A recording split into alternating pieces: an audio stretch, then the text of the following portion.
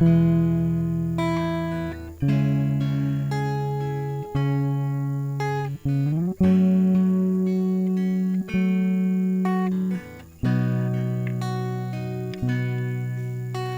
ដំបូងមានព្រះបន្ទូ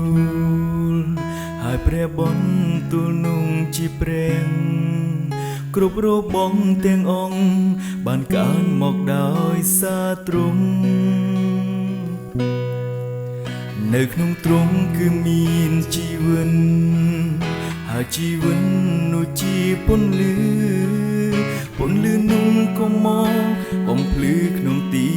ងងឹងទ្រង់បានគង់នៅក្នុងលោ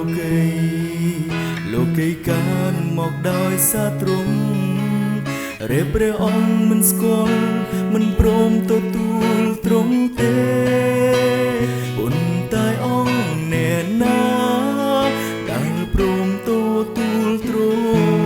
ង់ជឿព្រះនាមព្រះអង្គត្រឡំជាកូនព្រះបានឃើញសេរីល្អនៃព្រះរាជបន្ត្រាពីព្រះវរបិតាពេញដោយព្រះគុណដើមដំបូងមានព្រះបន្ទូលហើយព្រះបន្ទូលនោះជាព្រះគ្រប់របងទាំងអង្គបានកើនមកដោយសារទ្រង់នៅក្នុងទ្រង់គឺមានជីវិតហើយជីវិតនោះជាពន្លឺនោះក៏មកបំភ្លឺក្នុងទីងងឹងទ្រង់បានគង់នៅក្នុងលោកីកានមកដោយសារទ្រង់រាព្រះអង្គមិនស្គាល់មិនព្រមទទួលទ្រង់ទេប៉ុន្តែអង្គអ្នកណាដែលព្រមទទួលទ្រង់ជឿព្រះនាមព្រះអង្គត្រឡំជាកូនព្រះបានឃើញសេរីល្អនៃព្រះរាជបន្ត្រាពីព្រះវរបិតាពេញដោយព្រះគុណ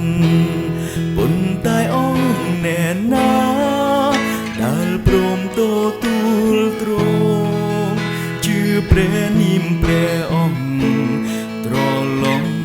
ជាកូនព្រះបានឃើញសេរីល្អនៃព្រះរាជបន្ត្រាពីព្រះវរបិតាពេញដោយព្រះគុណប៉ុន្តែអង្គអ្នកណាដែលព្រមទទួលទ្រង់ជឿព្រះនាមព្រះអង្គត្រឡំជាកូនព្រះបានឃើញសេរីល្អនៃព្រះរាជបន្ត្រាពីព្រះវរបិតាពេញដោយព្រះគុណប៉ុន្តែអង្គអ្នកណាដែលព្រមទទួលទ្រង់ជឿព្រះនាមព្រះអង្គត្រឡំជាកូនព្រះ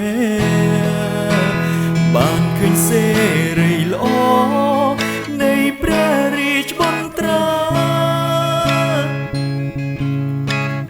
ពីព្រះវរបិតាពេញដោយព្រះគុណ